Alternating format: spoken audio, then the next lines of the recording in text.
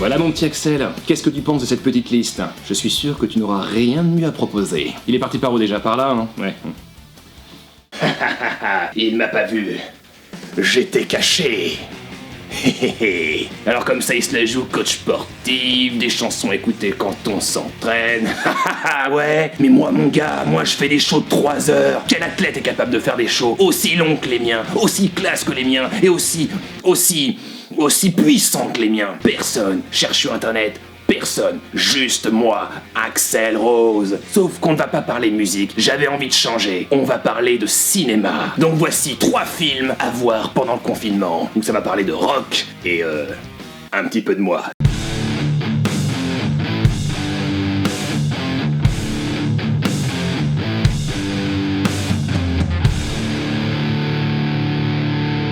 Si vous aimez l'ambiance et la musique des années 80, alors ce film est fait pour vous. Bon, c'est une comédie musicale, mais... c'est une comédie musicale sur les chansons des années 80, donc c'est forcément bien. En plus, on suit la plus grande rockstar de tous les temps, Stacy Jax, interprétée par le plus grand acteur de tous les temps, Tom Cruise.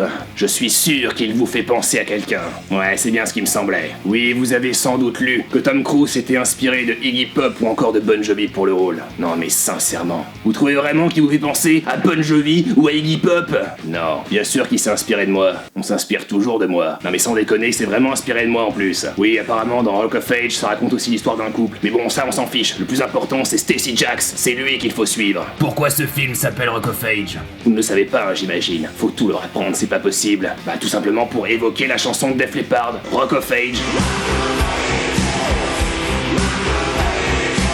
D'ailleurs, dans le film, les artistes reprennent du Def Leppard. Mais c'est pas Rock of Age, marrant ça.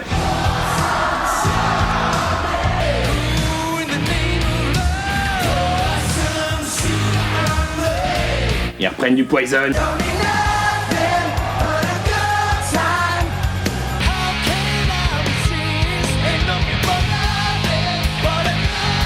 Ils reprennent du Scorpion.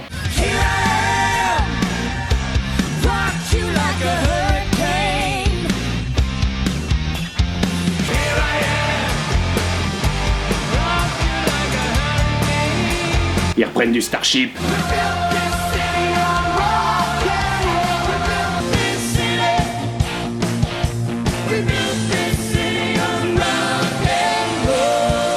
Et puis bien évidemment, ils reprennent Paradise City des Guns N' Roses, chanté réellement par Tom Cruise.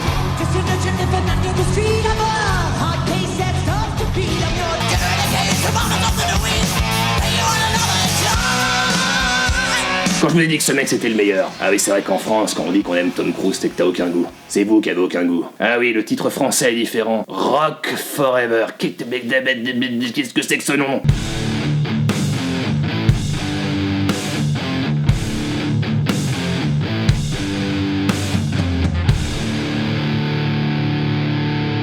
Chris Carl, oui, c'est bien Mark Wahlberg, et oui, il a les cheveux longs, et est un fan du groupe de heavy metal Steel Dragon.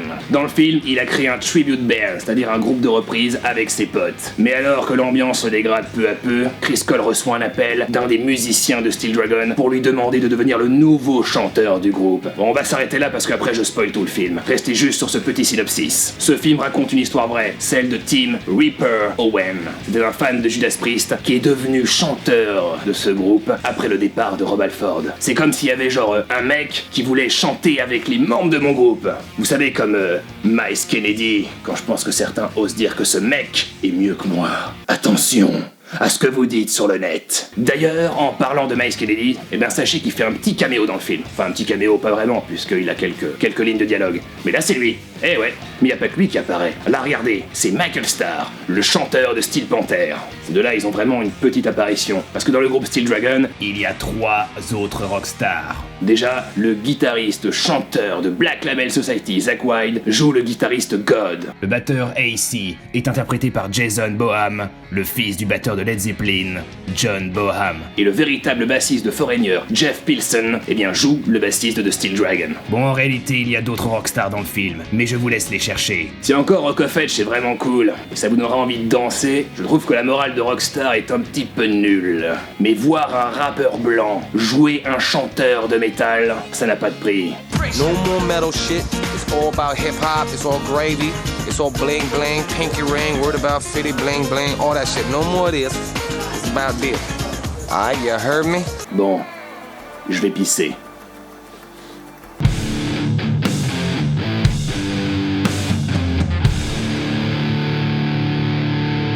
On va terminer par l'un de mes films préférés, Airheads, avec un trio de choc. Brendan Fraser, franchement, il vous fait pas penser à... Allez, vous l'avez dit, il vous fait penser à moi, évidemment. Il y a aussi Steve Buscemi et... Adam Sandler.